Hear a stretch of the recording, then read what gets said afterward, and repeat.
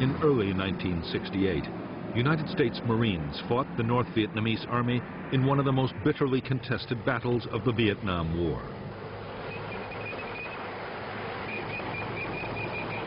For 77 days, 20,000 NVA troops laid siege to the Marine combat base at Khe Sanh.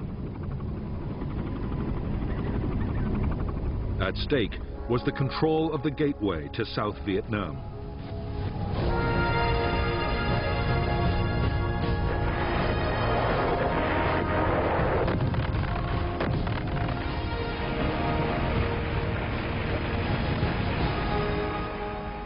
The siege of Khe Sanh was the longest single battle of the Vietnam War. It was also one of the most violent.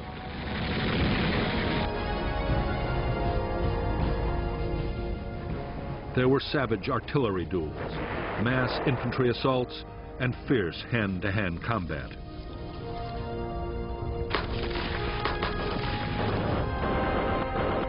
Khe Sanh also saw the most concentrated tactical bombing campaign in history, as the Americans used massed air power to try and break the siege.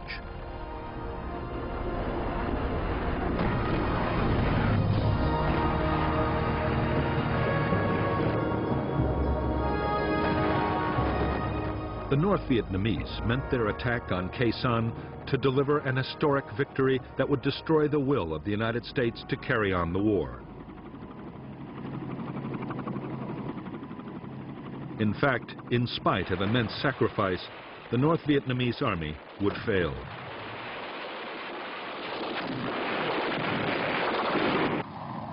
After Khe Sanh, the NVA would never again take on the Americans in a set-piece battle.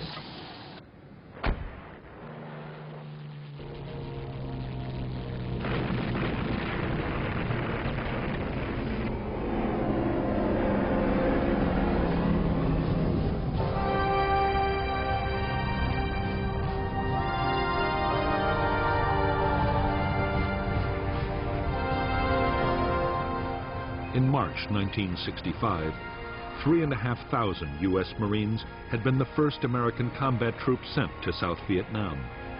Their orders were to defend an air base at Da Nang, but their mission didn't stay defensive for long.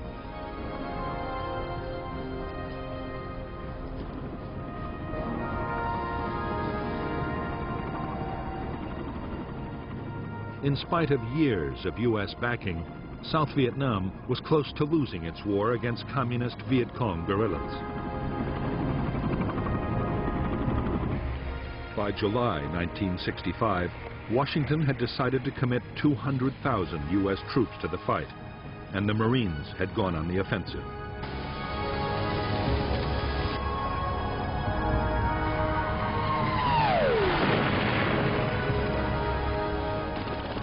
American commanders saw their role as taking on the Viet Cong's big units, the battalions and regiments.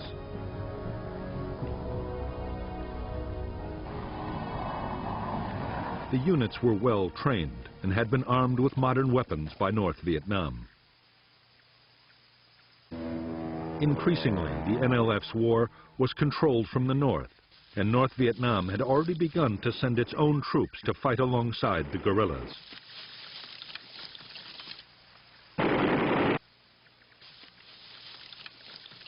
The first big battle between the Americans and the Viet Cong was in August 1965. In Operation Starlight, the Marines smashed a Viet Cong regiment. In November, in the Ia Valley, the 1st Air Cavalry Division battled nearly 6,000 North Vietnamese Army troops. According to General Westmoreland, the Americans killed more than 1,200 in a storm of heavy fire.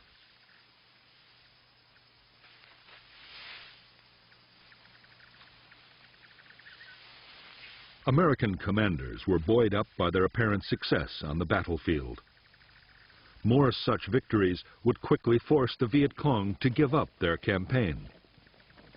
The optimism did not last long.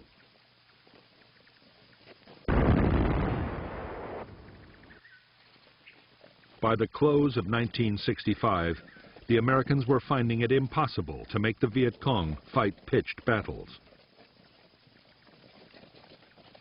Meantime, U.S. casualties were rising fast from ambushes, booby traps, and surprise attacks.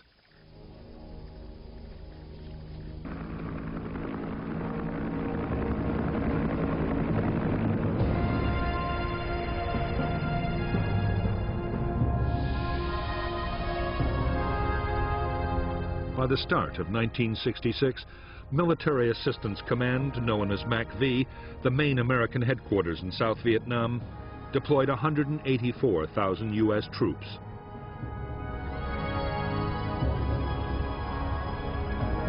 Army units were concentrated in the Saigon area, in a strip along the Central Coast, and in the Central Highlands.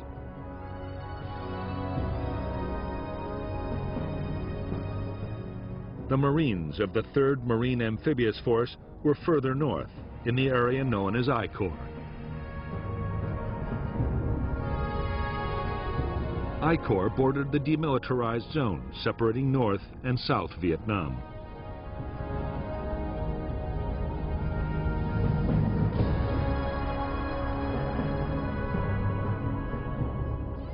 The Marines now had 3 main bases in I Corps, at Da Nang, Chu Lai, and Phu Bai, while the South Vietnamese Army had headquarters at Hue and Quang Nai. The threat came from NLF battalions in the countryside and the border areas, the North Vietnamese Army on the demilitarized zone, and from tens of thousands of local NLF inside the heavily populated coastal belt.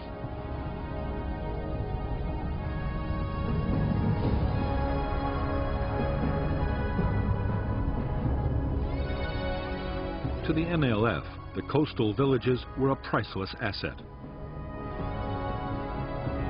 They produced vast quantities of rice which could feed the big guerrilla units in the remote interior.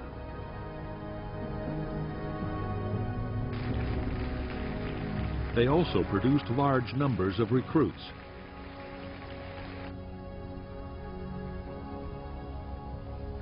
Over the years, the NLF had gained control of thousands of villages. They had created their own local administration and village guerrilla forces.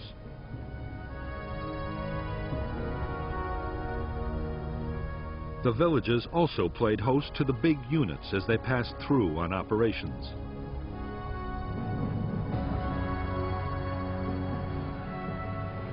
All the areas in which the American Marines had built their bases were surrounded by NLF-controlled villages.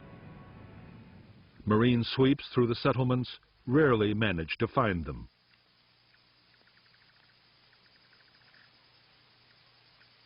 Viet Cong tactics were to pull out the main guerrilla forces and officials, leaving only snipers and booby traps behind.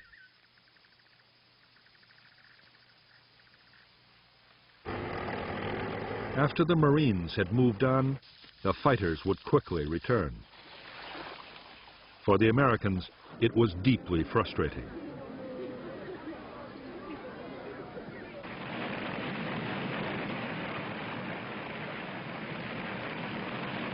The Marines were forced to think again about how they could fight this new and unsettling kind of war.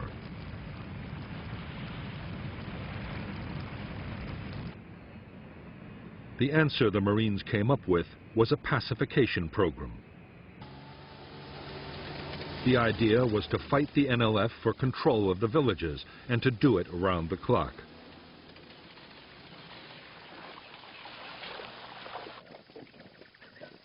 Squad and company-sized units patrolled vigorously and mounted constant ambushes.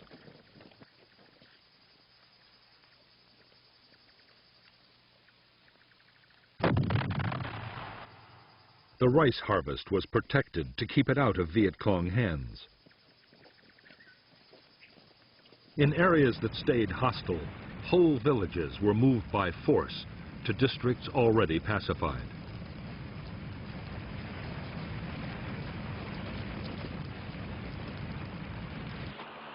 The Marines' aggressive military tactics were combined with persuasion. In civic action projects, widely known as the Hearts and Minds program, villagers were given medical aid and help with economic development. The Marines claimed the policy was highly successful and helped bring more than 1 million people under government control. However, in reality, it was just an illusion, and the NLF still managed to infiltrate these areas, which continued to abound with sympathizers.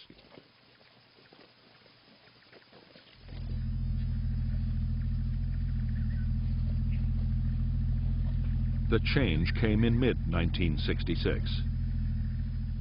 General Westmoreland, the commander of U.S. forces in South Vietnam, had never agreed with the Marines' methods. He believed that controlling villages was a waste of highly trained and heavily armed troops. Westmoreland argued that the Marines should instead be used to pursue the enemy's big units in the remote interior.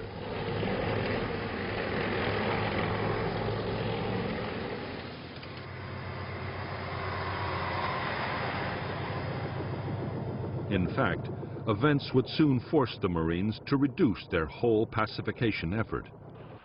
Civil unrest erupted between South Vietnamese factions right across the country.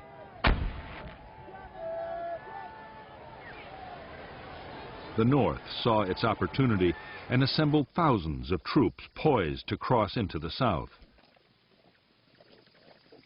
It was a threat the Marines could not ignore.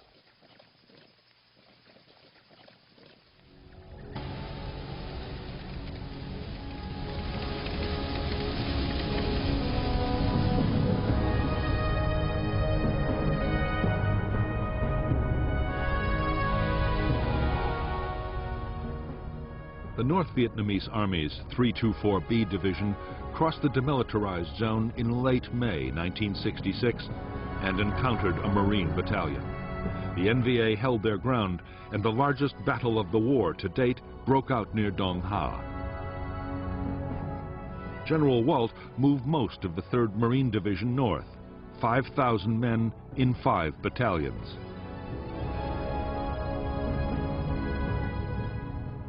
In Operation Hastings, the Marines, backed by South Vietnamese Army troops, the heavy guns of U.S. warships, and the Marines' own artillery and air power, drove the NVA back over the demilitarized zone in just over 3 weeks.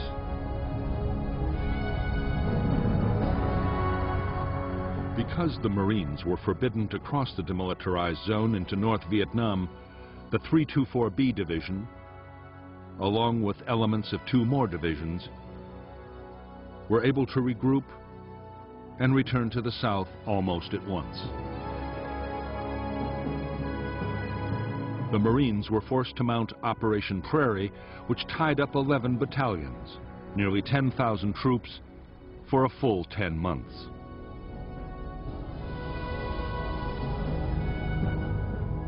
To support the operations, they and Special Forces units built a string of combat bases stretching from Jiolin in the east to Khe Sanh in the west.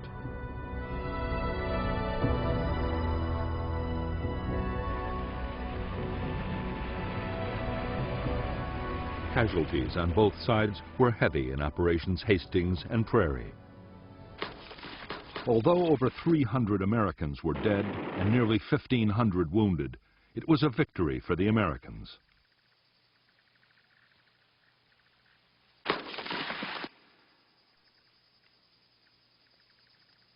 However, the NVA divisions had not been beaten.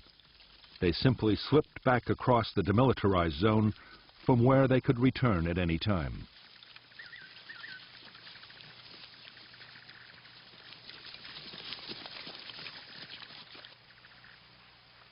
The Marines now had little choice but to keep strong forces in the area.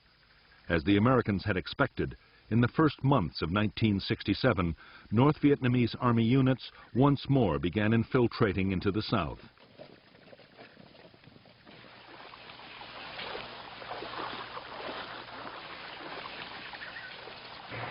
The Marine reaction was to mount big operations to find them and cut them off.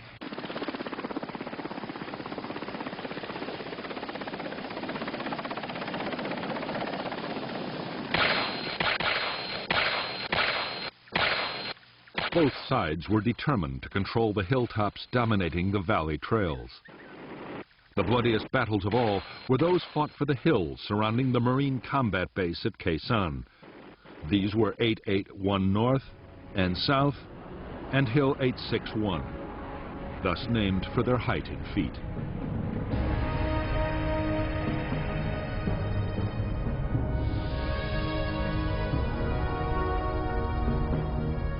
American bases below the demilitarized zone were strung out along Route 1 and Route 9.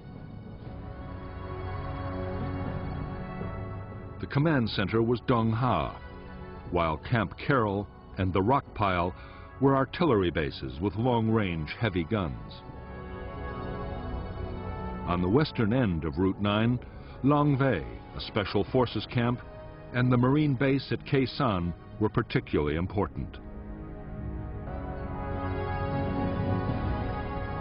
They dominated North Vietnamese infiltration routes into the south from the demilitarized zone and from Laos.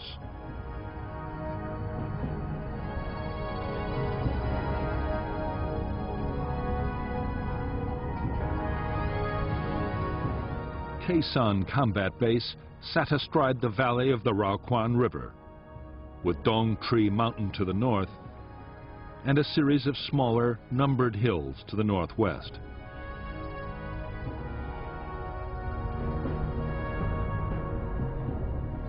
In April 1967, elements of the NVA 325C Division moved onto Hills 881 North and South and Hill 861 and stormed a signal relay station atop Hill 950. They built fortifications and placed artillery to support the main effort. An infantry assault by all three of the division's regiments, more than 5,000 men. The base at Khe Sanh had been defended by only a single company of Marines. But now, American strength was raised to 2 battalions with more artillery. By May 5th, after violent battles, the Marines had seized all 3 key hills. The battered North Vietnamese division pulled back over the demilitarized zone and across the Laotian border.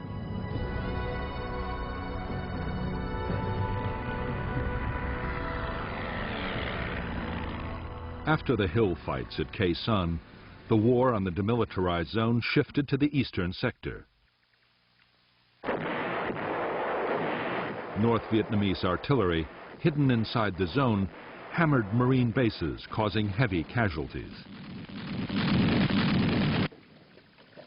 30,000 NVA troops tried to infiltrate past the American outposts.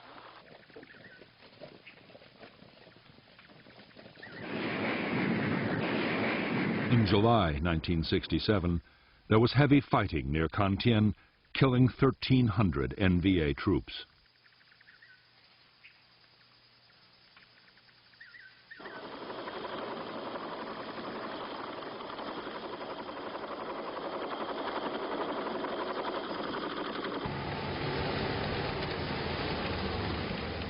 During the last months of 1967, the Marines launched one operation after another to try and intercept infiltrating NVA forces. It was no easy task. The terrain was rough. There were never enough helicopters, and poor weather often shut down air operations. Meanwhile, powerful NVA units were once again massing in the hills and forests around the Khe Sanh combat base.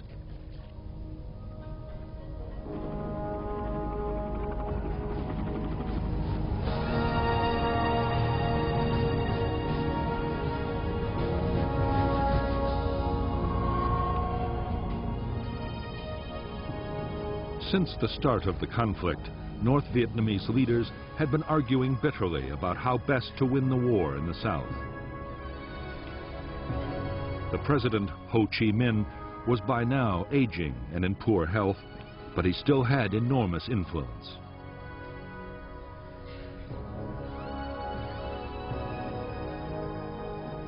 Ho was revered by millions of Vietnamese, North and South, and any big decisions had to be approved by him.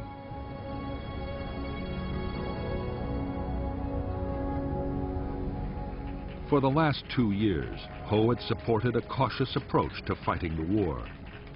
But in mid-1967, he backed a new strategy pushed by powerful figures within the Politburo, including Li Tuan, the General Secretary of the Communist Party.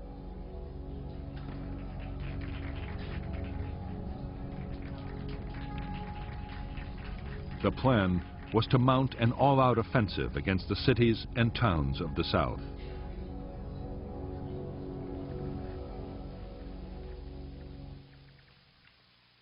The NLF guerrillas inside South Vietnam would launch most of the attacks.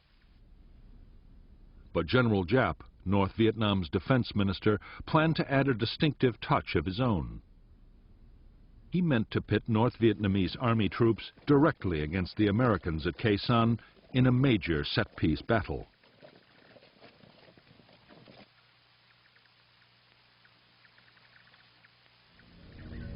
He would even direct the attacking forces himself.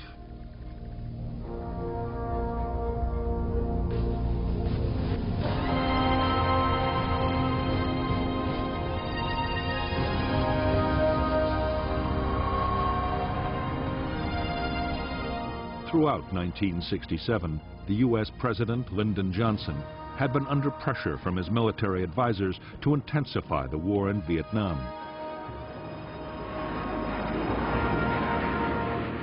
The Joint Chiefs of Staff wanted the president to ease the many restrictions on the bombing campaign against the North.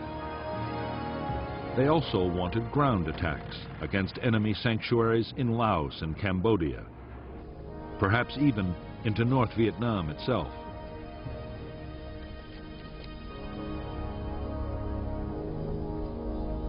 Without such measures, they could see no prospect of victory soon.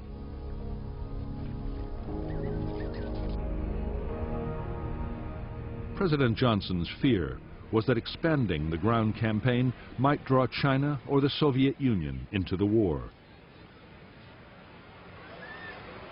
He also faced problems at home. The anti-war movement was already growing, and a wider conflict might turn the American people completely against the whole effort.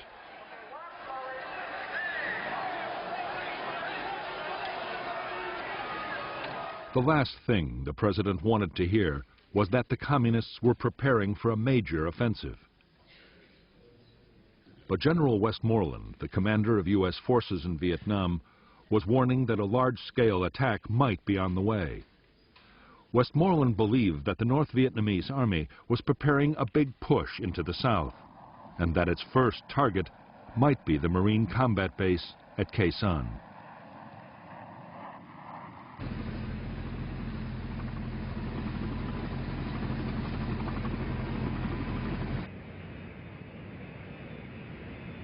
Although the president and his advisors were deeply worried by the news, Westmoreland himself was optimistic.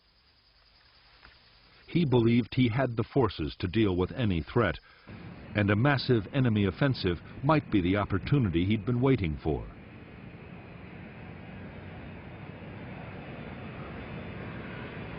If the North Vietnamese army came out into the open to fight pitched battles, there was a real chance of a decisive American victory.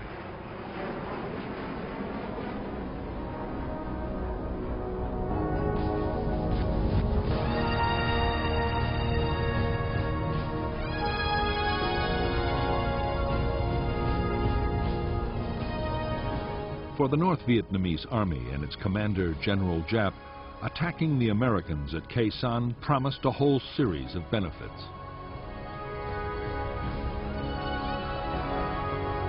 The buildup would draw American attention away from the southern cities, the main targets of the Tet Offensive.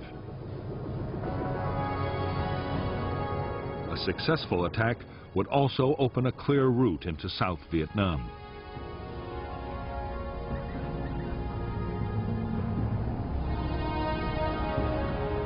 A victory at Khe Sanh might also bring another, even more valuable prize: The U.S. Marines defending the base were an elite force, and crushing them might damage American morale beyond repair. In 1954, 13 years previously, General Giap had inflicted just such a defeat on French colonial forces at Dien Bien Phu.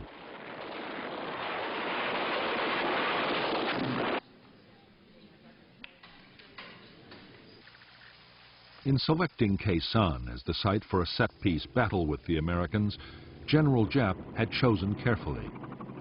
The jungle-covered hills and low cloud combined with heavy fog would work against American air power.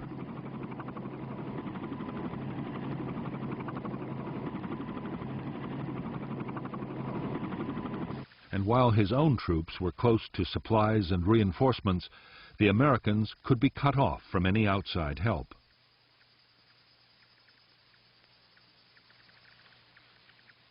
The weakened garrison would then be overrun.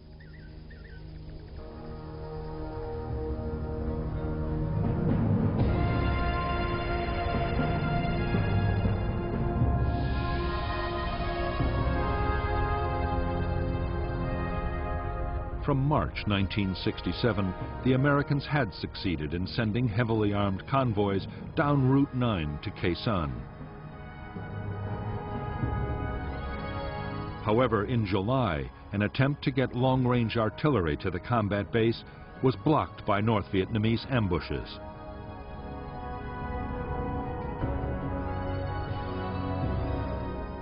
Soon, the NVA had closed the road completely, and the first phase of the campaign against Khe Sanh was completed.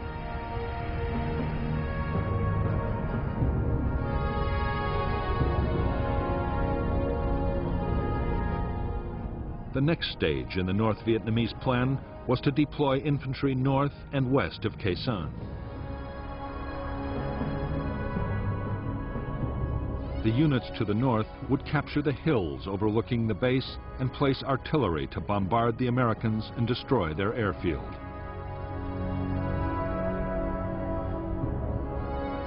They would also mount ground attacks to create a diversion. The western units would capture Long Vei Special Forces Camp and Khe Sanh Village, and then mount a massive assault to take the Marine combat base from the south.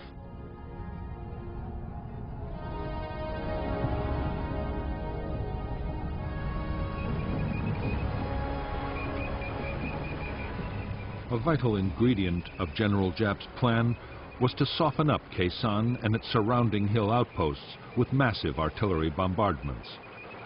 It was vital to prevent American aircraft from finding and destroying the guns, mortars, and rocket batteries before the attack.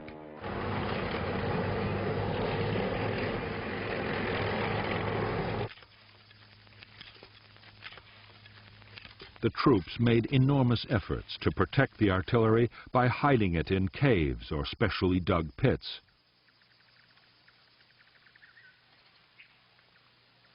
They sighted huge numbers of anti-aircraft guns to drive away inquisitive reconnaissance planes, while everything was hidden by elaborate camouflage.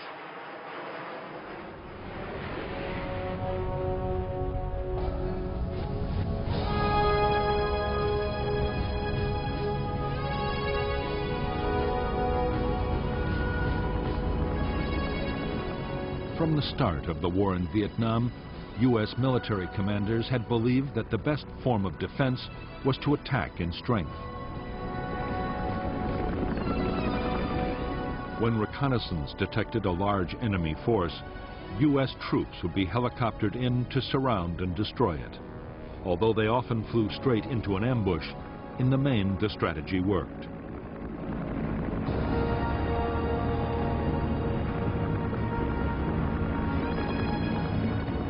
The problem with the American tactics was that they needed ever-increasing numbers of troops and helicopters.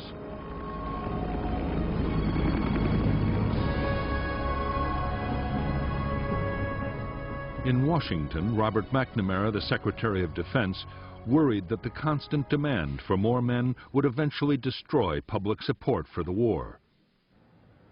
Throughout 1967, McNamara had pushed for a strategy that would reduce the need for manpower.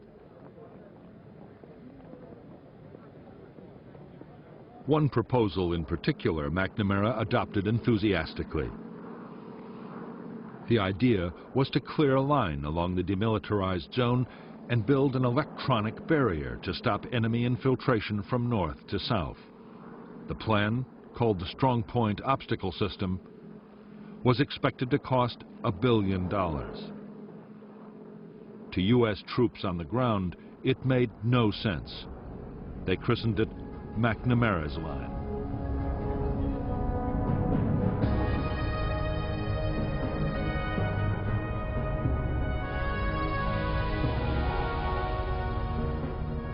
Because the eastern part of the demilitarized zone was flat ground, the area was given the first priority for defense.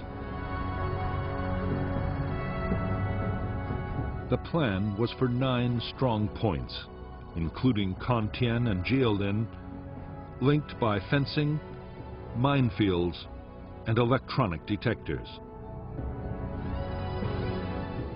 West to Quezon, U.S. bases would act as anchors for short strips of line, blocking all the likely approaches.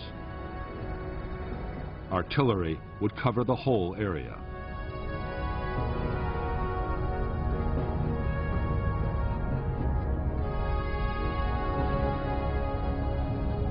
By the end of 1967, the eastern part of the Strong Point Obstacle System was almost complete.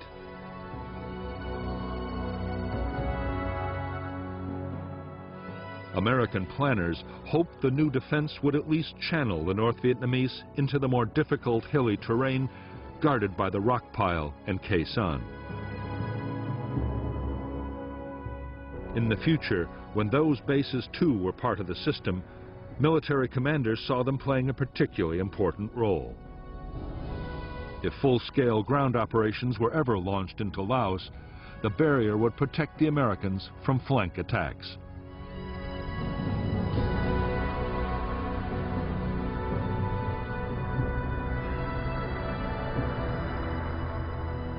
The Strong Point Obstacle System was deeply unwelcome to U.S. commanders in the area. Building just the eastern part imposed a heavy burden on the Marines. The line was soaking up vast amounts of material and manpower, restricting offensive operations. Worst of all, the construction work and the transport supplying it were sitting targets for North Vietnamese gunners.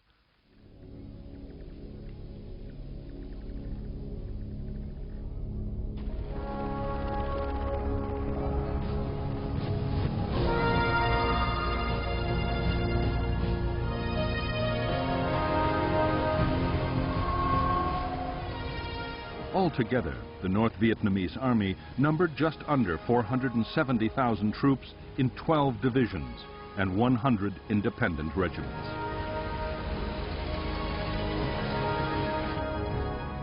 There was also a small navy for coastal patrol and an air force to defend against American bombing raids, together with an air defense missile force.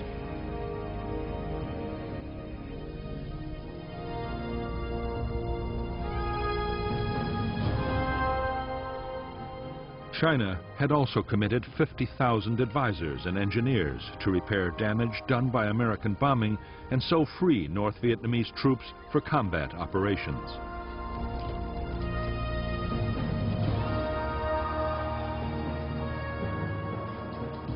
By now, the NVA had taken over all military activity in the northernmost parts of South Vietnam, and 102,000 NVA troops were available to fight in the south. All the same, the planned Tet Offensive was not meant to depend heavily on the Northern Army. The southern guerrillas, the Viet Cong, would do most of the fighting, and just over a quarter of NVA units in the south were to be committed to Tet. The rest would either be held back as a reserve or thrown into the battle against the Americans at Quezon.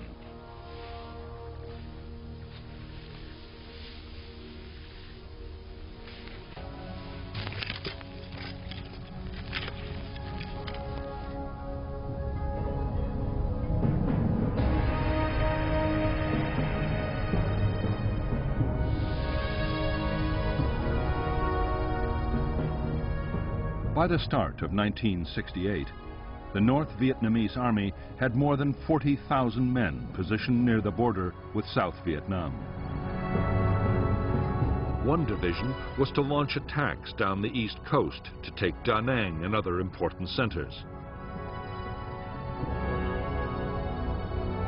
4 divisions and 2 regiments were massed for the assault on Khe Sanh and for follow-up operations to seize the northern provinces.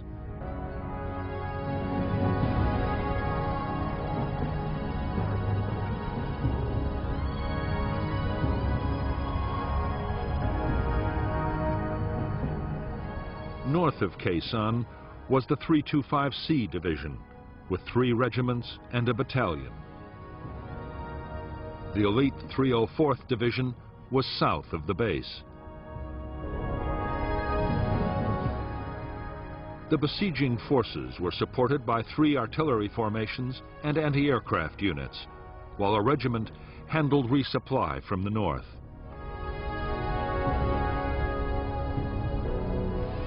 Further east, another division was placed to threaten the American artillery base at the rock pile, to keep Route 9 cut, and to act as reinforcements.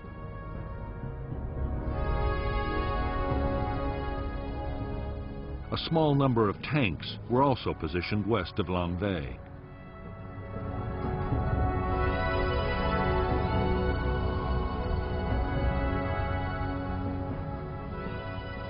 If the battle for Khe Sanh was to end in victory, General Giap and his planners knew that an uninterrupted flow of supplies would be the key. The experience in 1954 of fighting the French at Dien Bien Phu had taught him the value of ensuring continuous supply long before the final storming of the enemy base. He was determined to repeat his achievement at Khe Sanh.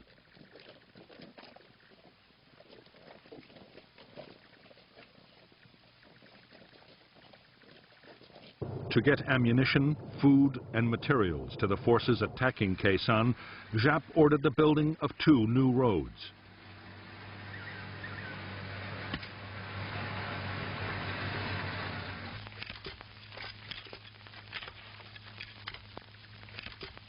They were soon detected by the Americans, who named them the Santa Fe Trail. U.S. fighter bombers made furious attacks, but the roads were impossible to destroy or even damage seriously.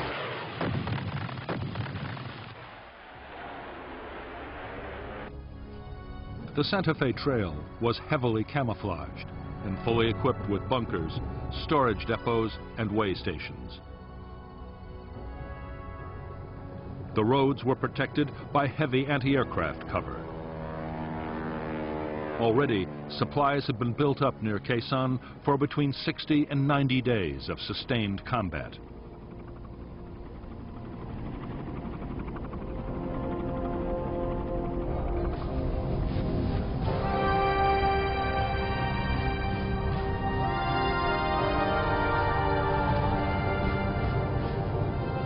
For more than a decade, the North Vietnamese Army had been getting military equipment from China and the Soviet Union.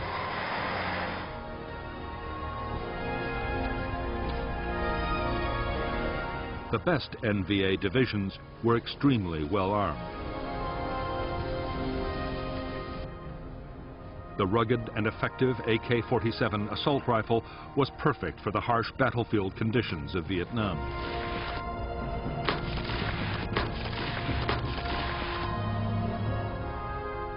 Infantry units had large numbers of machine guns and RPG-7 anti-tank grenade launchers.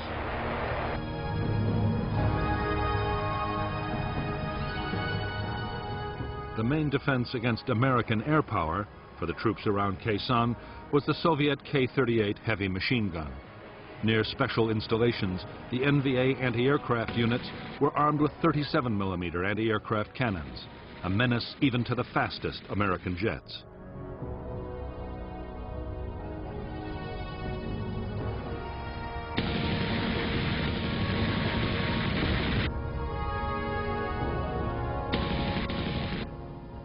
The heavy artillery which NVA gunners would use to try and overwhelm the defenses of the Khe Sanh base was also Soviet and Chinese.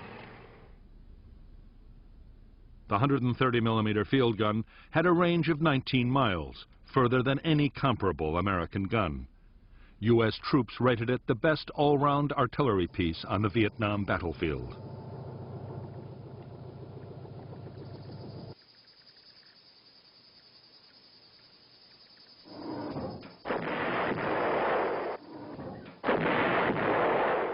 The guns would be reinforced by huge numbers of rockets and heavy mortars.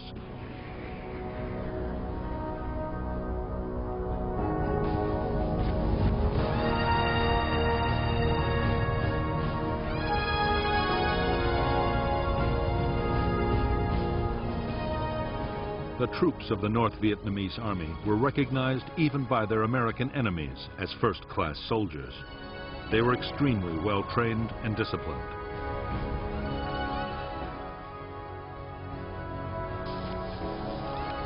They were skilled in tactics, and their morale and determination often seemed to the Americans to border on the fanatical.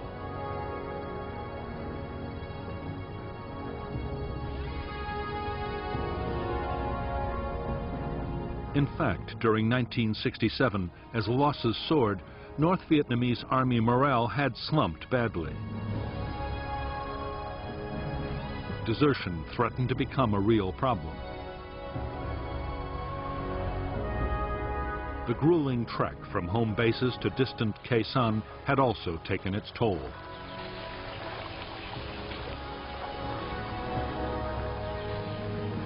American bombing was a constant danger, and diseases, particularly malaria, were rife.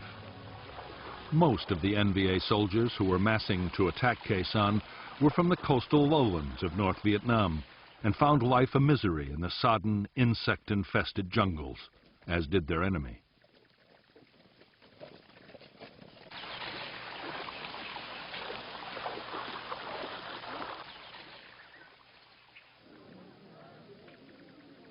In preparation for the Khe Sanh battle, NVA commanders went to enormous lengths to restore their troops' morale. Cultural groups were sent on the long and arduous journey to the front to entertain the troops.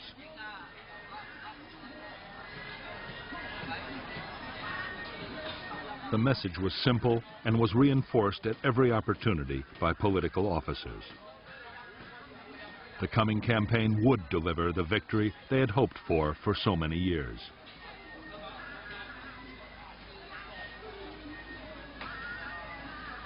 The propaganda effort worked well.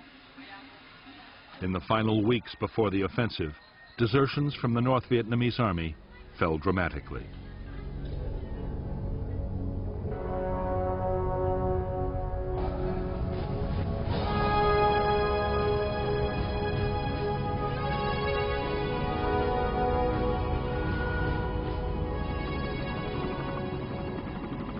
In late 1967, 73,000 of the almost 500,000 American troops in South Vietnam were United States Marines.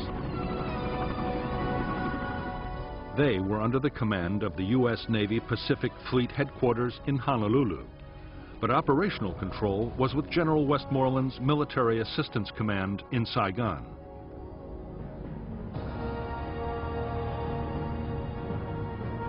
From the start, the independent status of the Marines had led to friction. Often they were accused by the Army and the Air Force of fighting their own private war.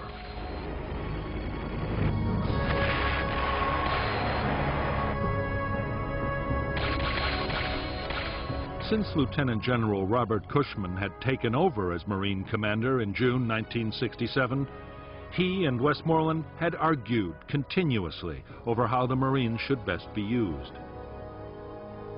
The latest issue was the McNamara Line.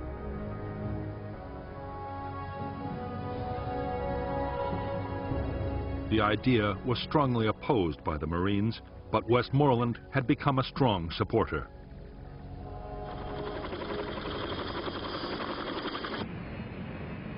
There was also a major disagreement brewing over who should control Marine air power. On the eve of a major battle, inter-service rivalry was threatening to grow into a serious problem.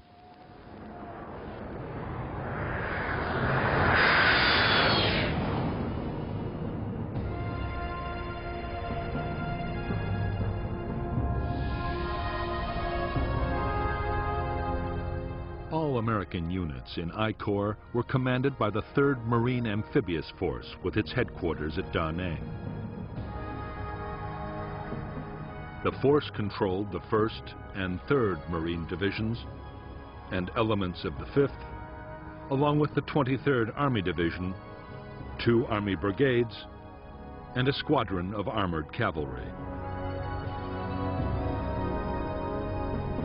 The South Vietnamese Army deployed 2 divisions and an infantry regiment in I Corps, and there was also a brigade of Korean Marines.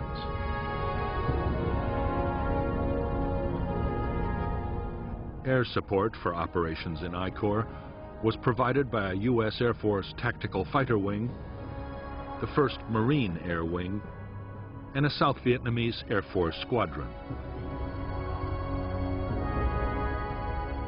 U.S. Navy aircraft were stationed on the carriers of Task Force 77, while 3 wings of B-52 bombers were also on call from Thailand and Guam in the Pacific Ocean. Air supply was carried out by Marine and Air Force transport and helicopter squadrons.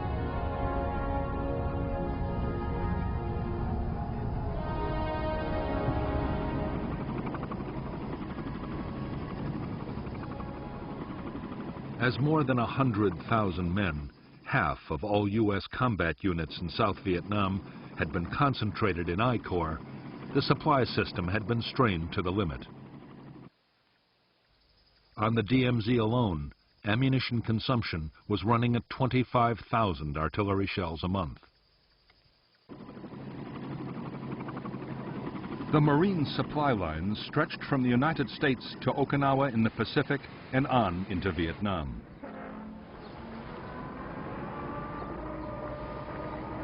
The U.S. forces required 21,000 tons of food, ammunition, fuel, and general supplies daily. As a result, there was a constant stream of ships and air freight into Da Nang.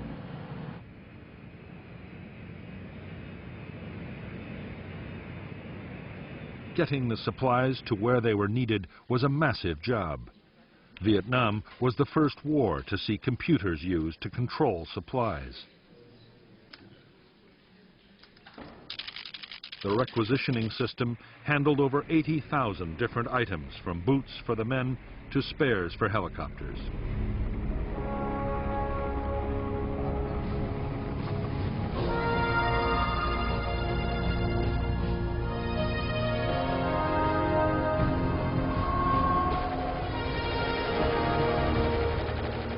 Just like their North Vietnamese enemies, the Marine infantry would depend in the coming battles on supporting firepower.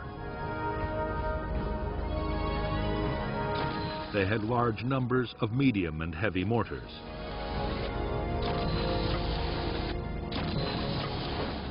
The Marines would also make good use of 106mm recoilless rifles. The M40 had been designed as an anti-tank weapon, but it was also highly effective against bunkers and trenches.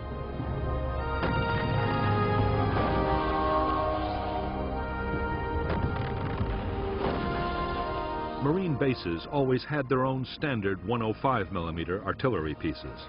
The guns had a range of 7 miles.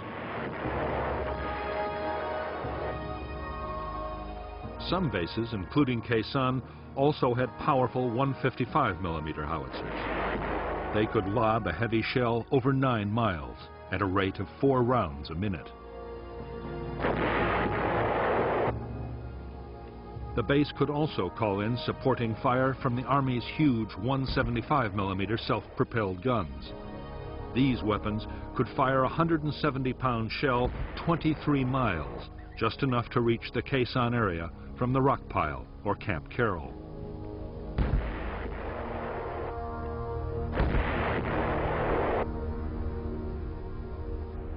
Support from aircraft was much less reliable than artillery. Air operations could be shut down completely by bad weather.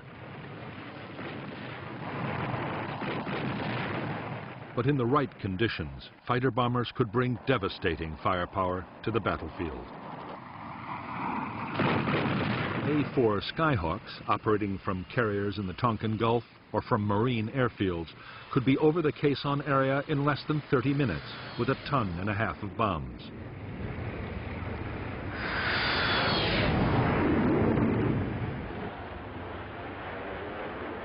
Navy, Marine, and Air Force Phantoms were also on call.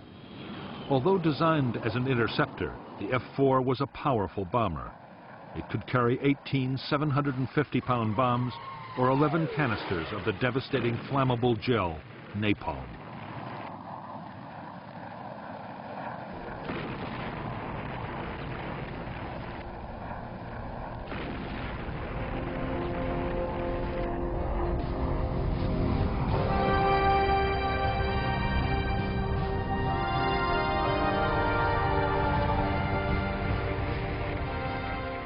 As an elite formation which could attract recruits of the highest quality, the United States Marines had for years been an all-volunteer force.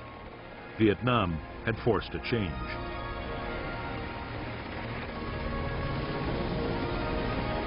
Restricting tours of duty to 13 months and the steady accumulation of casualties meant the Marine Corps had to take in draftees. Around 20,000 men had been drafted in by the end of 1967.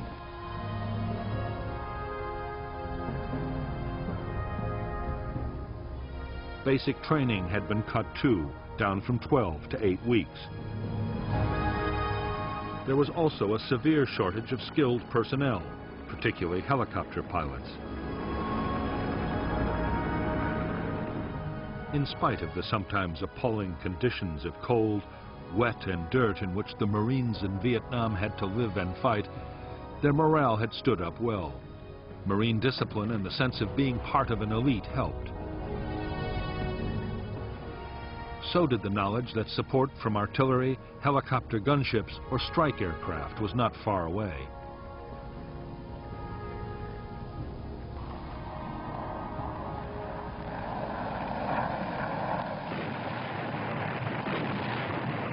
But nothing helped the morale of the men as much as the superb medical evacuation and treatment system.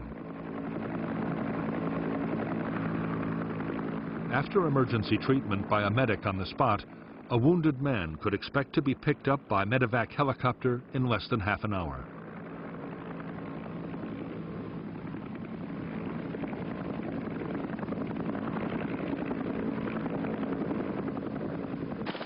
The crews of evacuation helicopters were among the most admired troops serving in Vietnam.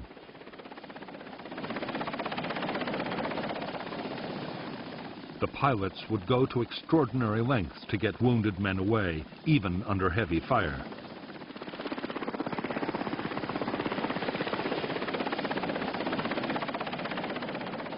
In I Corps, evacuation was to one of 3 field hospitals or to the main hospital at Da Nang. There were also 2 fully equipped Navy hospital ships, each with more than 500 beds. So effective was the Marine medevac system that 99% of evacuated Marines survived their wounds.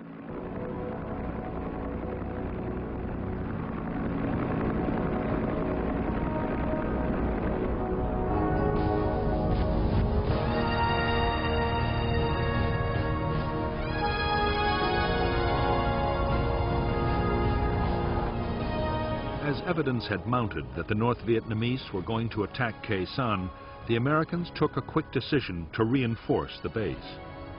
By the close of 1967, the 3rd Battalion of the 26th Marines had arrived to boost the garrison.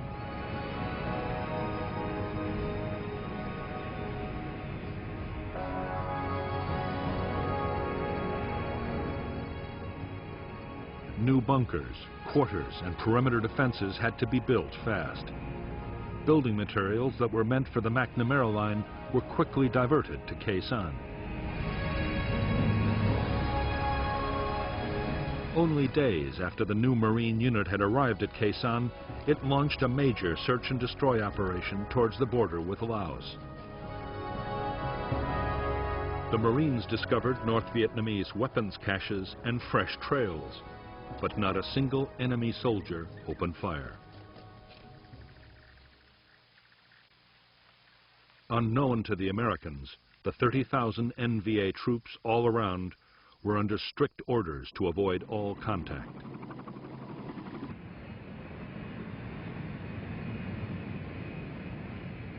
Christmas 1967 came and went on the demilitarized zone, but the North Vietnamese stayed uncannily quiet.